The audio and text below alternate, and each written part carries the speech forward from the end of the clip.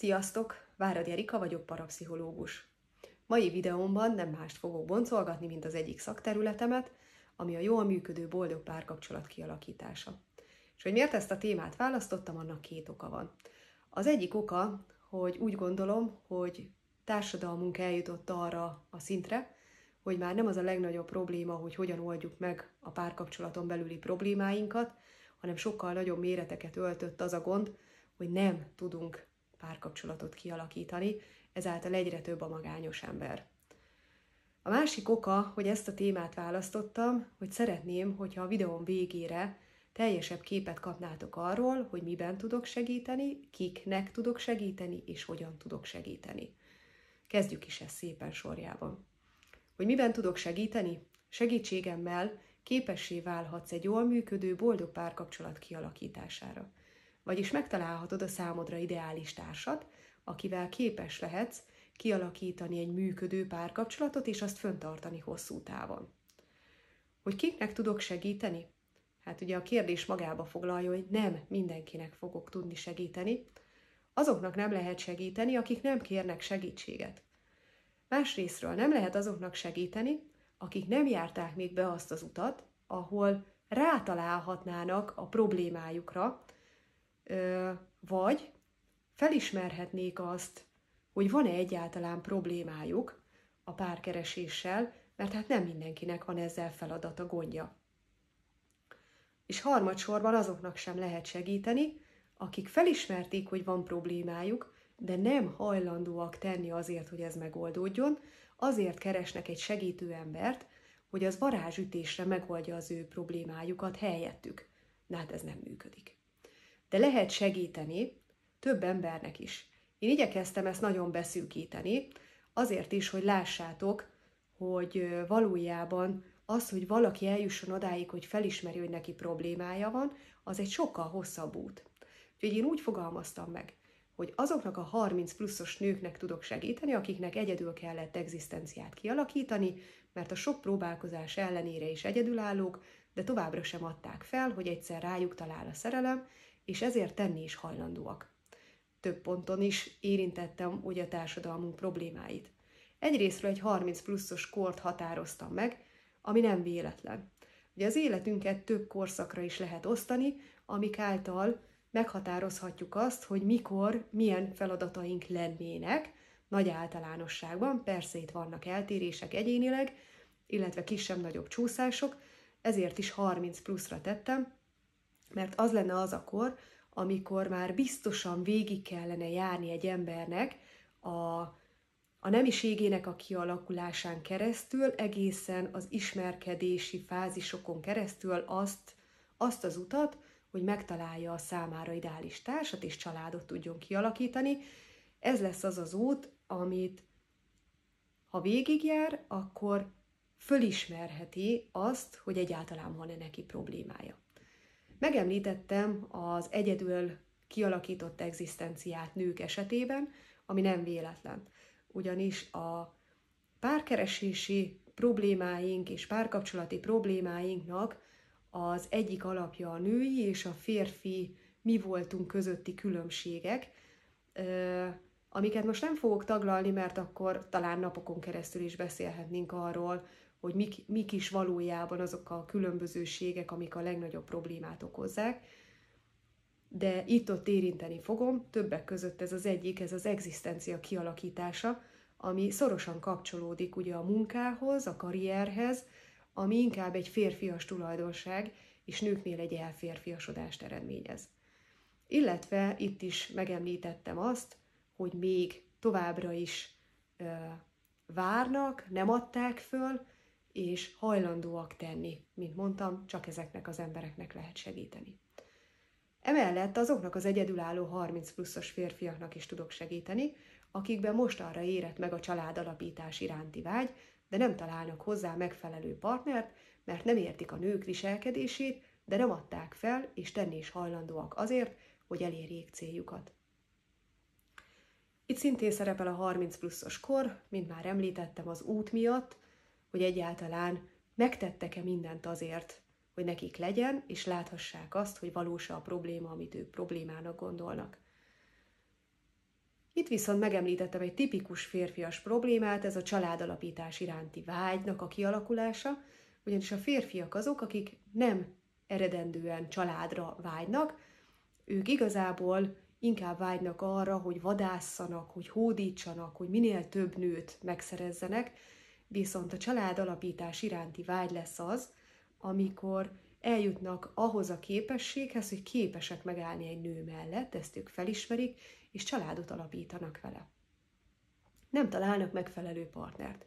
Ezt a nők esetében is beírhattam volna, ugyanis mindkét félnél, ha ma megkérdeznénk a mai nemzedéknek a női társadalmát, akkor biztos, hogy azt mondaná, hogy az okozza a legnagyobb problémát a társkeresésben, hogy nincs egy normális férfi.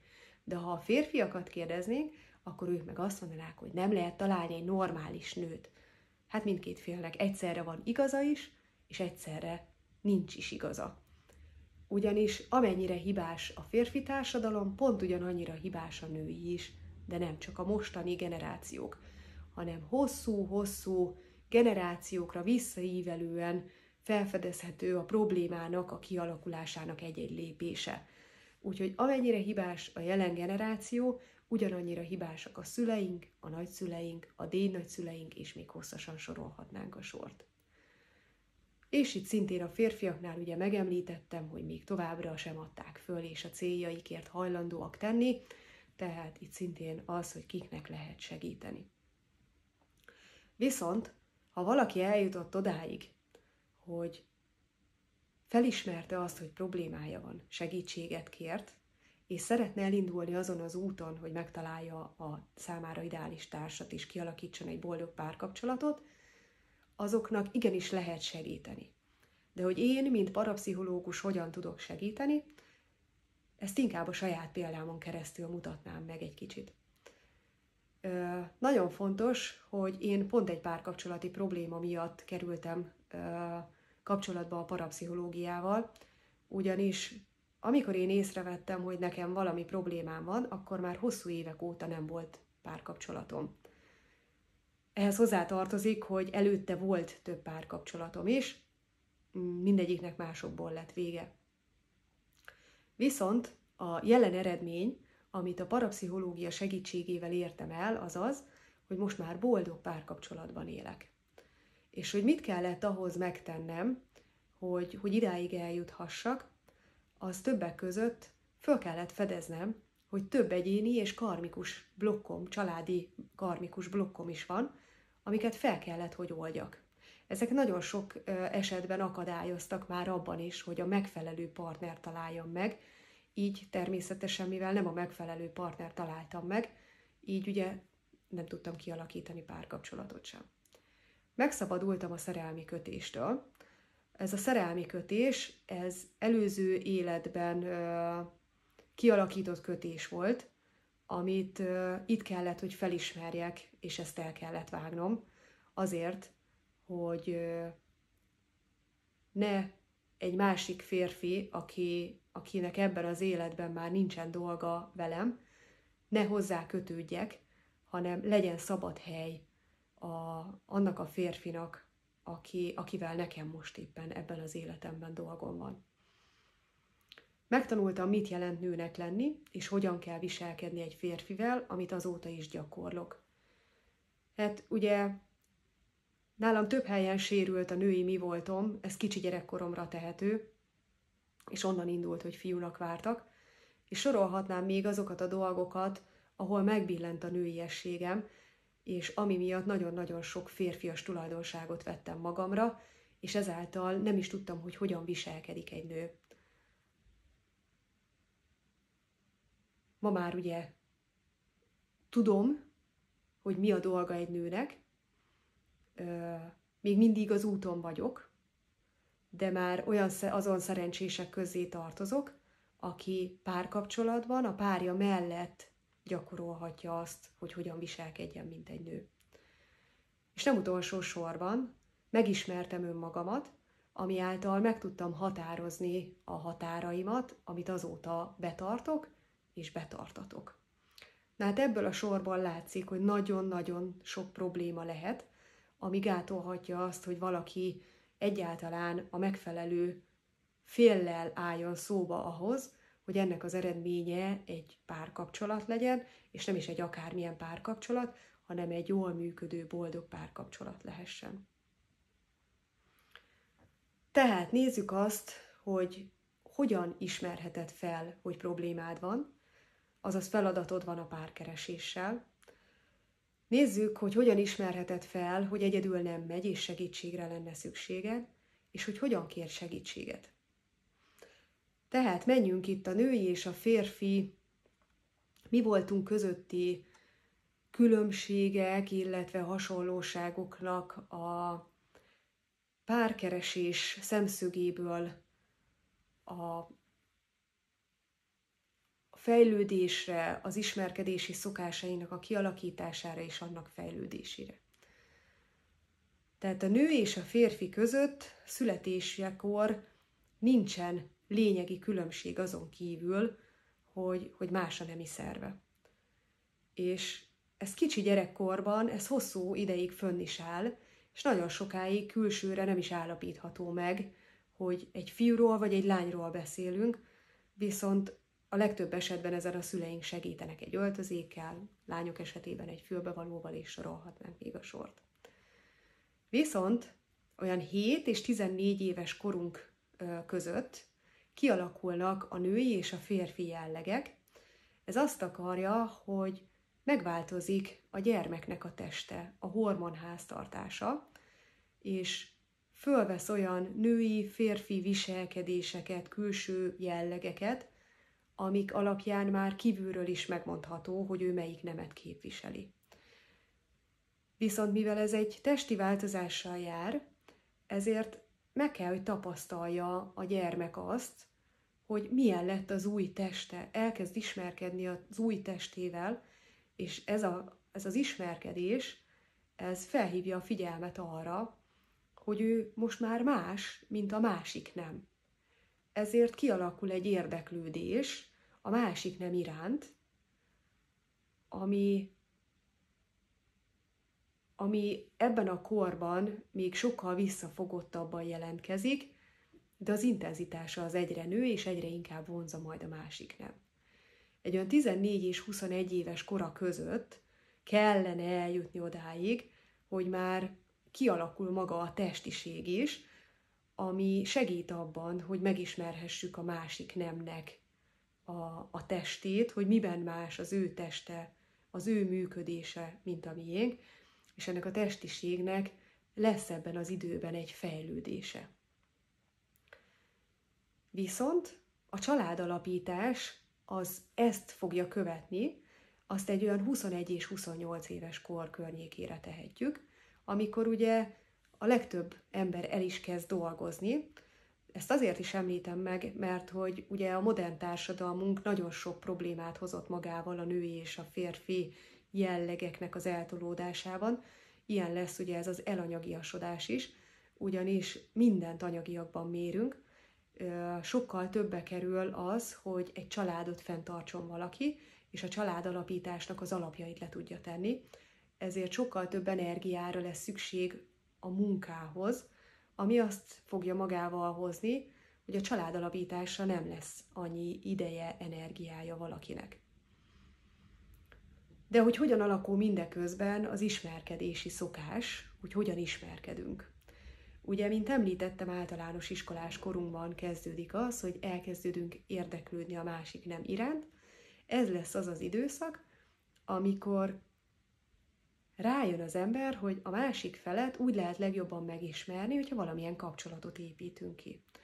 De ehhez, hogy kialakuljon egy kapcsolat, először is föl kell a másik figyelmét hívni magunkra, ilyenkor szokták húzgálni a fiúk a lányok haját, lögdösik őket, elindulnak ugye a levélírogatások, ma már csetelések, ha a szülő már engedi a gyerkőcnek, illetve amikor közös programok vannak, akkor párokat alkotnak, és hogy nem, fiú-lány párok lesznek most már többségében. Majd eljön a középiskolás időszak, ami már a tényleges udvarlásról szól, amikor már képbe kerül a randevú, ahol elkezdik megismerni egymást ugye a párok, vagyis még a jövendőbeli párok, és itt már nem csak a vonzódás van meg, hanem maga a szexualitás is belép az ismerkedési szokások közé. És jön majd a fiatal felnőttkor, amikor már mindezek mellett, amikor már megtapasztalják az udvarlást, a randi menetét, az ismerkedés menetét, már ismerik egymás testét, tudnak a szexualitásról, akkor eljön az a pont, amikor párt választanak maguknak, és ez lesz az a pont, amikor megkezdődhet a családalapítás. De mint említettem, ahhoz, hogy valaki felismerhesse azt, hogy neki van-e egyáltalán problémája párválasztás terén, ahhoz be kell, hogy járjunk egy utat. Én ezt szépen sorjába vettem, és azt gondolom, hogy azoknak kell segítséget kérni a párválasztásban, akik ezeknek a sokaságát már kipipálhatja, és túl van rajta, és továbbra is azt mondhatja el magáról, hogy még mindig egyedül van. Na nézzük, mik ezek a vízválasztó pontok, amiket azok az emberek, akiknek nagy valószínűséggel van bármilyen problémája a háttérben, amiért nem talál párt, azok a következők. Először is megélte, ugye, ezek általában ugye a gyerekkorok, lazán próbálkozzik ismerkedni, kapcsolatot kialakítani, tapasztalatot gyűjteni, hosszabb, rövidebb kapcsolatokat épít ki, tapasztal pozitívat, negatívat, és megtapasztalja a szakításnak magának az élményét és érzését. Mindezeken túl, ezeken a tapasztalatokon túl, ő elmondhatja magáról, hogy már tudja, mi a jó neki. Ez lesz a következő pont, amit meg kell, hogy határozzunk. Majd ezt követi az a pont, amikor elmondhatja magáról valaki, hogy a kudarcok után is igenis ismerkedett. Hogy ő ezt ugyanúgy el tudta könyvelni annak, hogy a párválasztás az ezzel jár. Vannak sikeresebb kapcsolatok, vannak hosszabb kapcsolatok, és vannak kevésbé sikeresek, vagyis megéljük a kudarc élményt.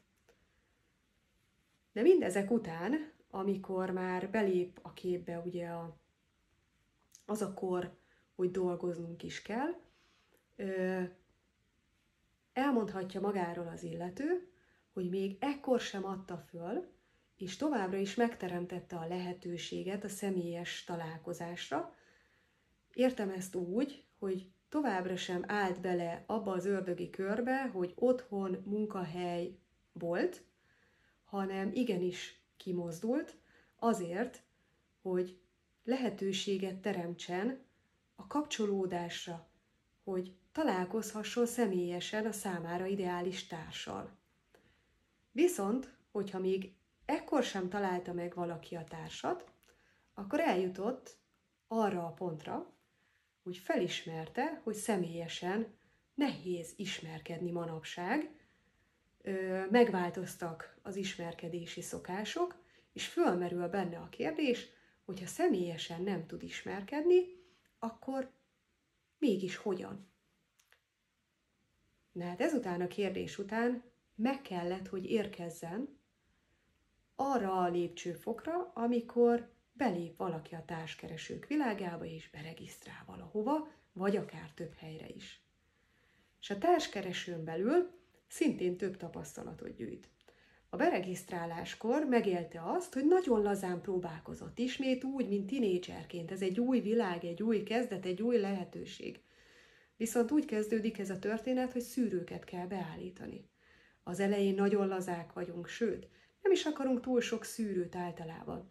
Legyen az ellenkező nem, ugye, akit mi keresünk magunknak társnak, és állítsuk be a kort. Ez a legáltalánosabb. Itt az a jellemző, hogy megtapasztalhatja az ember azt, hogy lazán beszélget egyszerre több emberrel, itt is tapasztal jót, rosszat, de inkább a jó élmények maradnak meg. Itt még nyitottan belevágunk abba is, hogy találkozgassunk, akár több emberrel is, viszont minél több a találkozgatás, annál több lesz a kudarc élmény is. És ahogy nő a kudarcélményeknek a száma, elkezd növekedni a szűrőknek a száma is. És mindeközben megéli azt, hogy néha letörli magát, majd újra felregisztrál. És a szűrők száma csak növekszik, növekszik és növekszik. Na hát ez lesz az a pont, amikor valaki azt mondhatja, hogy ő mindent megtett azért, hogy társat találjon, de mégsem talál.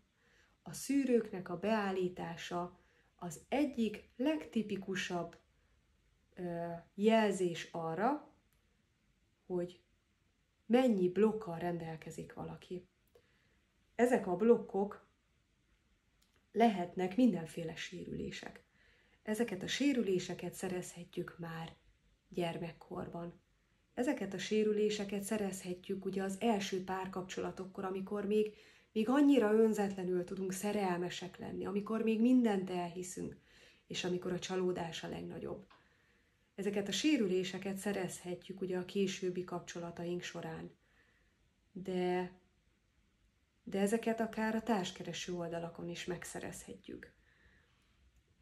Minden egyes ilyen negatív élmény, az mindegy egy blokk. És itt még nem beszéltünk ugye arról, hogy akár ugye, mint említettem, a háttérben ott lehetnek akár előző életből hozott problémák, ott szerzett blokkok, onnan hozott kötések. Nem beszéltünk még azokról a dolgokról, amikor a minták okozzák a problémát. A szüleink és a környezetünkben lévő párok mintái. Én megmondom őszintén, hogy az elmúlt 39 évenben, mióta én élek, én nem láttam egy igazán jól működő párkapcsolatot. Ennek lehet az is az oka, hogy többe ugye nem látok bele, de amibe beleláttam, ott mai szememmel elmondva mindenhol volt valami probléma. Viszont ebből merítkezve elmondhatom, hogy most úgy tudom megélni a párkapcsolatomat, hogy persze itt nekünk is vannak problémáink, viszont a jól működő párkapcsolatnak az alapja az, hogy mindkét fél nyitott a probléma megoldására, és együtt meg is oldják azokat. Nem elfojtásról van szó, nem arról van szó, hogy nem kommunikálom ki a másiknak, hanem mi ezt úgy oldjuk meg, hogy beleállunk és beszélünk arról, ami problémát okoz, és közösen megtaláljuk a módját, hogy hogyan tudunk tovább menni.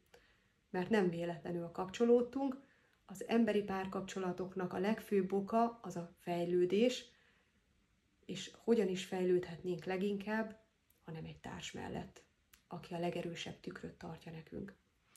Na hát, térjünk vissza arra, hogy ugye maga a szűrőknek a sokasága, amikor már minden szűrőt be kell, hogy állítsunk, de még mindig nem találjuk az ideális párt, akkor megérkeztünk az utolsó ponthoz, a felismeréshez, ami tipikus gondolatokkal jön. Ilyenkor szokott nagyon erőteres teljesen megjelenni az, bármit próbálok, nekem ez nem megy. Vagy még ha el is jutok valameddig, max pár hónap és vége. Én már végleg egyedül maradok. Mi a baj velem? Amikor ezeket felismeri valaki, ott már gyanakodhat arra, hogy valami problémája van, vagyis neki maga a párkapcsolat kialakítása egy feladat az életében. De nem elég, hogy feladat. Úgy néz ki, hogy ezen a hosszú úton nem sikerült megtalálnia a megoldást. Na hát, ez az a pont, amikor érdemes elgondolkodni azon, hogy valaki esetleg segítséget kér. Na de ha már segítségkérés, akkor ismét fölmerülnek a kérdések, kitől és hogyan kérjek segítséget. Hát itt most elfogultan kezdhetném azzal, hogy tőlem, mert hát én úgy gondolom, hogy meg tudom oldani ezen problémákat, ugyanis teljesen hitelesen állok ehhez a történethez. Én is végigmentem a problémán. Ismerem a lépéseket, ismerem a közben lezajló folyamatokat, a felmerülő érzelmeket, és megvan hozzá a kellő tudásom is, hogy a háttérben lévő gyökeret megtaláljam, ami a valós probléma, mert minden esetben az szokott kijönni, hogy a valós probléma az nem az, hogy én nem találok párt, hanem a mögött van valami, hogy miért nem találok párt. Viszont ne elfogultan mondjam azt, hogy válassz engem. Az én javaslatom az, hogy járj utána, hogy kik azok az emberek, akik tudnak neked segítséget nyújtani párkeresésben, akik ebben a témában jártasak. Járj utána, hogy kik ők, nézz utánuk, kérd ki mások véleményét, ami manapság már nagyon egyszerű, mert az interneten már mindent megtalálsz. Olvasd el az ott megtalálható véleményeket, ha írt cikkeket, posztokat, olvasd el, hogy kicsit nagyobb, teljesebb képet kapja arról, hogy ki is ő valójában, és nem mellesleg. Nézd meg a fotóját. A fotó az nagyon sok esetben segítséget nyújt. Ha egy teljes képet alkottál abból, ami előtted van, akkor kialakul benned egy érzés. Vagy egy taszítás, vagy egy vonzás. Indulj mindig a vonzás irányába. Válaszd azt, aki leginkább vonz. Viszont én azt is javaslom, ha már elindulsz egy segítő irányába, akkor egyet válasz, és adjál neki időt. Természetesen előfordulhat, hogy egy segítő csak egy bizonyos pontig tud téged eljuttatni, viszont ezt, amikor valaki már nem tud neked segíteni, te tökéletesen fogod érezni, hogy mikor kell váltani. De ha egyszerre több segítőt kérsz föl, akkor nagyon nagy káosz lehet benned, amit nagyon nehéz lesz helyrehozni, már nagyon nehéz lesz szétválasztani, hogy valójában mi volt a te valós problémád. Na és hogy hogyan kér segítséget? Nagyon egyszerű. Először is járd végig az utat, tégy meg mindent. Majd ismerd fel, ha problémád van. Ha nincs, ne kreálj. De ha van problémád, fogadd el, hogy van. Vizsgáld meg alaposan minden oldalról, hogy egyedül meg tudod-e oldani. Eddig mire jutottál, miket próbáltál, van-e még, amit te megtehetsz. Ha úgy látod, hogy mindent megtettél, és mégsem boldogulsz, akkor ismerd el, hogy egyedül nem megy, és segítségre van szükséged. Ez az első és legfontosabb. A következő, hogy kérj segítséget a számodra ideális, vagyis ugye, amit az előbb mondtam, általad választott segítőtől, ami nagyon egyszerű. Telefon, vagy bármilyen írásos formában felveszed vele a kapcsolatot, és jelzed, hogy segítségre van szükséged ebben a témában. Tud-e neked segíteni? Vagy kérlek, segíts!